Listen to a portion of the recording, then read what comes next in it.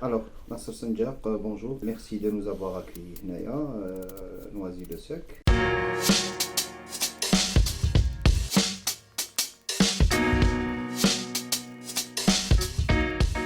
2021, c'est 2022, mais ils l'ont mis C'est en 2021. 2021, Oui, ils je disent, ski. ouais. Ouais, t'as vu, ils veulent nous retourner un an en arrière. C'était un petit peu prévisible, hein, depuis longtemps. Moi, j'avais déjà. Il y avait pas des soupçons, mais il y avait quelques trucs qui n'allaient pas. Pour moi, à mes yeux, je pense que Jamel aurait dû. Dans la possibilité des moyens qu'il avait, c'était surtout de renouveler certains joueurs de l'effectif. Il était impérial qu'il y ait du sang frais qui rentre. C'est compliqué de revenir avec les mêmes joueurs en 2019 où tu es champion d'Afrique, de revenir avec le groupe pareil. Et ça, c'est compliqué. Il n'y a pas eu de sang nouveau, de neuf qui aurait pu rapporter, revitaliser l'équipe, redonner un boost à cette équipe-là. On ne l'a pas vu. Dès le premier match, on a compris que c'était pas clair. Et donc,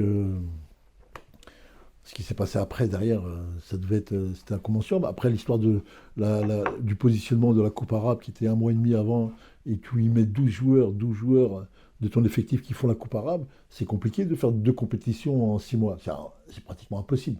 Les joueurs n'ont pas le temps de se Deux recharger. mois. 2 mois. Les joueurs n'ont pas le temps de se recharger et de repartir. En plus, ils ont gagné. Tu te rends compte, toi, sur l'effet psychologique que ça fait?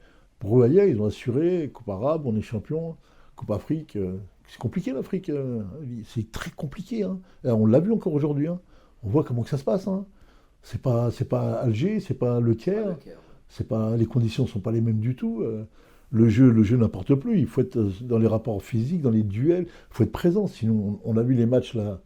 On a vu les matchs qu'on a pu voir là depuis le début du tournoi. On a vu quand même que l'Égypte et la Tunisie nous montrent encore ce qu'est l'Afrique, avec une équipe bien en place, très costaud dans le même physique. Dans les duels, ils sont là et c'est propre et c'est net. Et voilà, ils postulent pour être champion d'Afrique. C'est pas la même, on n'est pas dans le même registre, hein. Et après,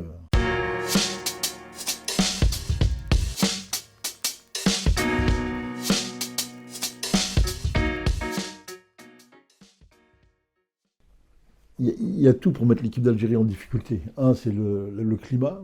Tout le monde en parle comme ça, mais moi je connais bien le climat, surtout en Afrique. C'est très très très compliqué. Pour les joueurs algériens surtout, parce qu'on a une mentalité où quand on va en Afrique, on n'en veut pas, on n'aime pas.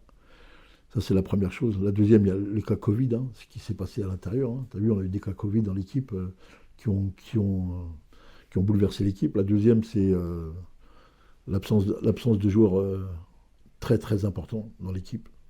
Surtout, moi, je pense à l'absence d'Adlen Guedjura. Comme ça va permettre au moins aux gens de comprendre que Adlen était un pion essentiel de l'équipe d'Algérie. Aujourd'hui, il faut attendre toujours qu'il y ait des compétitions pour vérifier ce qui se passe. Et la troisième chose, je dirais, la programmation, la préparation. Il n'y a pas eu. Il n'y a pas de préparation.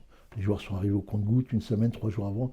C'est compliqué, ça. C'est pratiquement même impossible de construire une équipe qui va être performante en Coupe d'Afrique. C'est pas possible que tu puisses aligner une équipe qui arrive comme ça à compte-gouttes et qui arrive comme ça éparpillée et refaire un groupe. Après, moi j'étais sur l'équipe qui a débuté, Sierra Leone. Je pense pas que c'était la juste Composante. composition, ouais, la juste composante qu'il aurait dû avoir. Bon, après, Jamel, il est à l'intérieur de l'équipe, c'est lui qui voit, c'est lui qui ressent. Il a préservé des joueurs. Pourquoi Je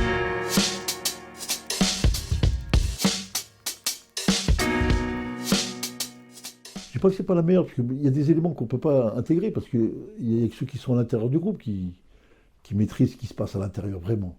Quand il a fait un choix de joueurs, il a fait des choix de joueurs. Après, quand tu regardes ce qui se passe là, tu ne peux pas dire. Tu peux dire que tu le désavoues parce que deuxième équipe, il l'a changé complètement.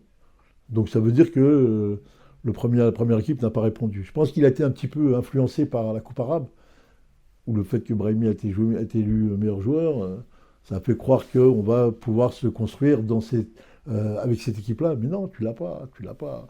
Après, il manque ce que fait l'Afrique. Si tu n'as pas la volonté, la niaque, l'engagement physique, tu réponds pas là, tu n'existes pas en Afrique. Tu n'as pas besoin de parler de jeu, il n'y a pas de jeu là-bas. C'est un combat physique, un duel, des rapports de force, de bloc à bloc. Et nous, on a été très faibles dans ce domaine-là, mais très faibles. Quand j'ai regardé Côte d'Ivoire, Égypte, Ah, j'ai compare le match avec l'Algérie.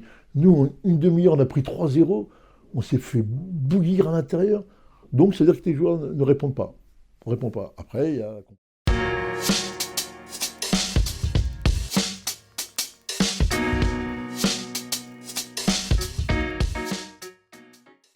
La chance que Jamel a fait, au moins, il faut lui reconnaître une intelligence très, très fine.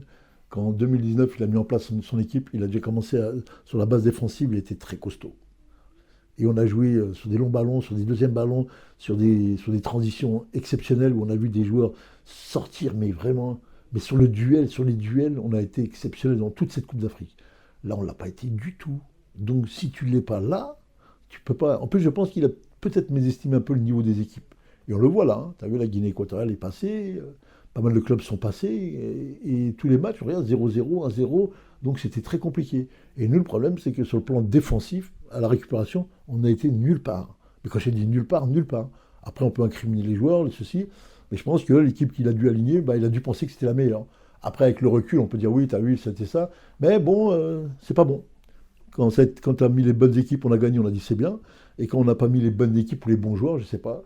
Ouais, moi, je parlais plus des niveaux individuels, des joueurs qu'on lâchait. Il y a beaucoup de joueurs qu'on a vus qui n'ont pas répondu réellement à ce que lui attendait. Je suis persuadé. Il n'a pas été Et en plus, sur le bloc défensif proprement dit, c'est compliqué.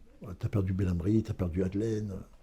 On est ce qu'on est, mais au moins sur ce schéma-là, il faut au moins répondre à ce niveau-là. Si tu ne réponds pas défensivement, moi, les Coupes d'Afrique que j'ai fait, surtout la dernière que j'ai fait avec le MOB, c'est que les gens n'ont pas vu, c'est que défensivement et en si, j'avais une montagne, j'avais trois montagnes infranchissables. Là, tu peux aller combattre l'Afrique. Mais si tu y vas pour faire du jeu, bah voilà, tu as pris 3-1 contre la Côte d'Ivoire, tu es sorti 1 point, tu n'as rien compris ici. Parce que le jeu a pris le pas sur le combat, le duel, qui est incontournable en Afrique. Tu ne peux pas considérer. Et de toute façon, toutes les équipes nationales d'Algérie, toutes celles qui ont marché, c'est celles qui ont eu un bloc défensif et un 6 top niveau. On l'a vu avec le dernier, avec Vaïd, hein, quand il mettait Medjani devant la défense, tu avais Adley, Antar, tu avais des garçons vraiment sur le plan défensif, ils répondaient, comme on voit l'Égypte, comme on voit la Tunisie. C'est incontournable ça, tu ne peux pas aller inventer autre chose. C'est ça le départ de ton équipe. Si ça, tu l'as pas, non. Après que tu mettes Zerouki, que tu mettes des joueurs de ce niveau-là, qui eux n'ont pas l'habitude de ces combats-là, eh ben, t'es mort, t'es plié, ils te roulent dessus. On l'a vu contre le Burkina Faso, match retour. Hein. T'as vu, il y a des choses là qui sont passées là. Alhamdoulilah qu'ils ne sont pas venus avec les 7 titulaires. Hein, parce que là, la Coupe du Monde, on la voit même pas. Hein. Mais bon.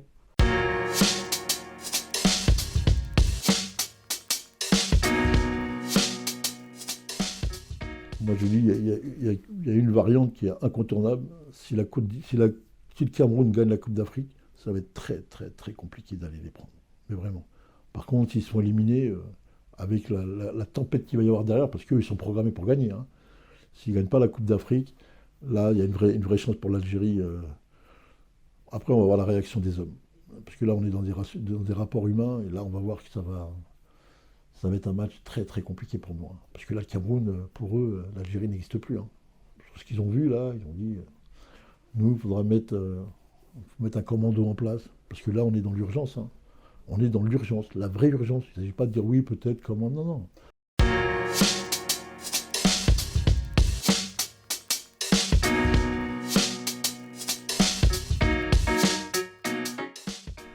Mettre en place un commando. Après, le commando, chacun interprète comme il veut. Hein. Ça te Jamel d'aller voir les joueurs, ça te Jamel d'aller remonter le moral de beaucoup de joueurs, d'avaler ce qui s'est passé.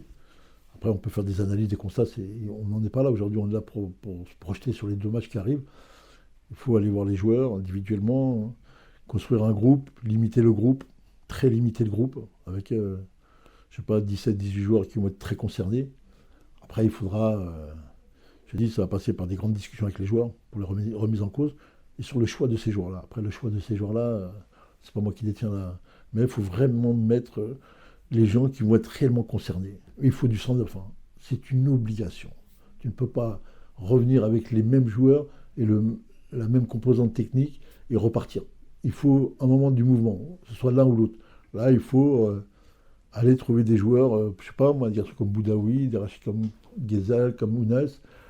Il faut leur montrer que le coach il a confiance en eux et qu'il peut faire des choses extraordinaires avec eux. Hein.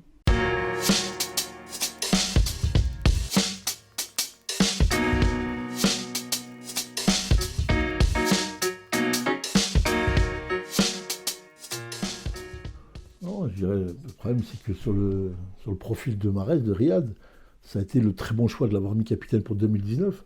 Après, c'est pas normal, il a été élu meilleur joueur de Ligue 1 en mois de décembre, et de retrouver là. Après, quand tu programmes un mariage une semaine avant une compétition internationale, ça c'est compliqué. Sur le plan mental, je pense pas que tu peux être sur les deux volets en même temps, c'est pas possible. Je pense que Jamel aurait dû intégrer ça, ou sa décision au joueur de faire ça, ou peut-être de lui dire si tu te maries, tu te maries, tu vas faire ton voyage de noces. Peut-être il l'aurait laissé partir son voyage de noces. Ça n'aurait pas été plus mal parce qu'on l'a vu qu'il n'y était pas. Il n'y était pas, sur le plan mental. Maintenant, Riyad, c'est un joueur phénoménal.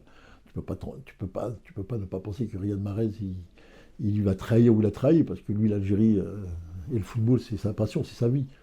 Maintenant, le but du jeu, c'est de le remettre en scène, vraiment, pour qu'il soit un élément primordial pour la qualification, parce que au-delà de tout ce qu'on parle là, c'est quand même la Coupe du Monde, la chose la plus importante quand même, non? La coupe d'Afrique, ok, il y a un accident, ok, on va mettre ça. Aujourd'hui, on met ça en accident, mais demain, c'est plus un accident si on passe par un. Et l'Algérie ne peut pas se permettre de ne pas aller au Qatar, c'est pas possible. Comme on est nous, on ne peut pas. Avec ce qu'on a fait comme soi-disant invincibilité, qui était quand même, pour moi, l'arme qui a détruit l'équipe là, qui a fait en sorte, c'est cette invincibilité qui a caché beaucoup de choses. On aurait dû perdre depuis très longtemps, et on aurait dû, peut-être les 2 ans où on est passé, on aurait dû peut-être faire des essais sur des joueurs qui auraient pu apporter un plus, et on ne l'a pas vu. On a vu des joueurs qui sont arrivés, et on n'a pas vu des joueurs qui apportent le peps, qui apportent le dynamisme, surtout sur le plan offensif. Voilà, on ne revient pas sur toujours les mêmes joueurs pour dire on va faire. Là, Slimani, on dit ça, mais Slimani, c'est un très bon joueur, il joue en France, à Lyon, il est là, et on le voit, il n'a pas ce que l'œil du tigre. Tu sais ce qu'il avait, Slimani, à une période où il marquait. Là, on l'a perdu.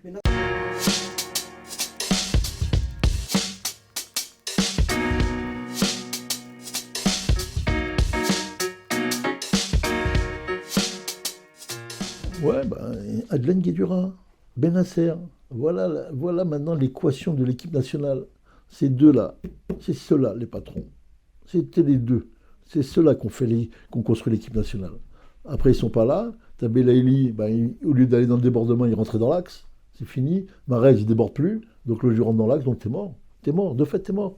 Regarde les matchs là, regarde.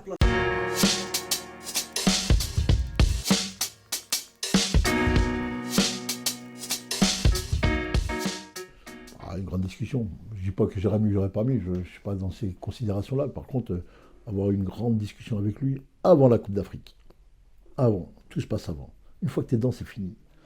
C'est avant. Fallait avoir une grande discussion avec lui et voir le rapport qu'il avait avec les joueurs. Et les joueurs, qui l'ont accepté, pas accepté. Moi, j'ai dit, la pierre angulaire, c'est ce bloc défensif. Je le dis, je le redis, parce que ça fait 1 an et demi que j'en parle. Dès que tu n'as pas trouvé tes 2 patrons là, Benasser il est revenu, mais celui qui est à côté, il est vacant le poste. Hein. Il est vacant. En plus, derrière, tu as Mendy qui ne joue pas. À droite, Attal, on ne l'a pas trop vu. Je ne sais pas ce qu'ils lui ont dit à Nice là. Et on l'a vu, il a défendu. Non. Mahrez n'a pas défendu contre la Côte d'Ivoire. C'est pour ça qu'on s'est fait perforer à gauche comme. C'est un état d'esprit, parce qu'on a vu Mahrez quand même il y a 3 ans, Coupe d'Afrique, où il défendait comme un malade. Hein. Il faisait un travail de fou. Hein.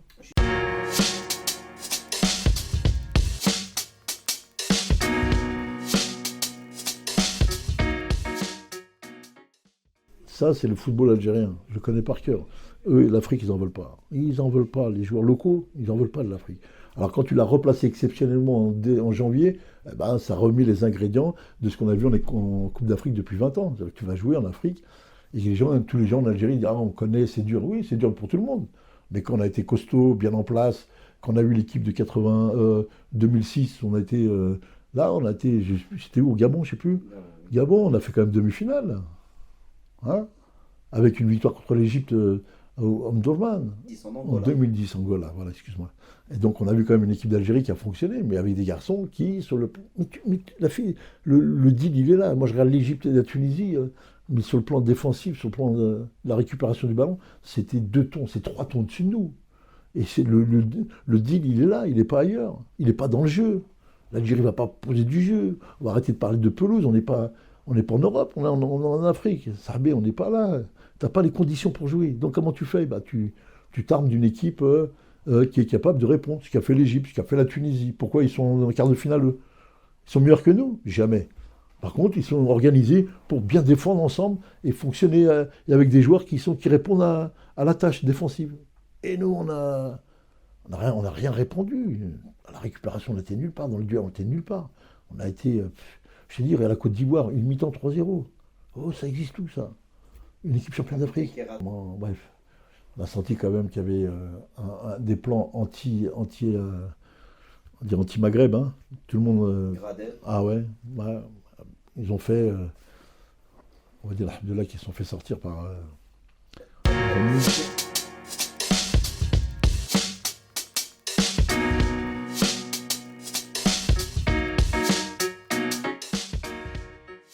oui, oui, bien sûr, tu as des chances. Mais maintenant, c'est comme tout, hein. Ou ça passe ou ça casse. Où tu mets un commando, et moi j'emploie le mot pour bien. C'est un commando qu'il faut là. C'est pas une histoire de rigolade là. C'est un commando qui se met en place. Il faut se mettre les moyens de construire une équipe qui va faire un commando, qui va enlever toute cette analyse de Coupe d'Afrique, qui peut être intéressante pour autre chose. Mais là, aujourd'hui, il faut que l'Algérie se mette en mode outsider et qu'elle se mette, elle l'a montré déjà pendant quelques années, qu'elle se montre une équipe qui va être capable d'aller défier le Cameroun au Cameroun.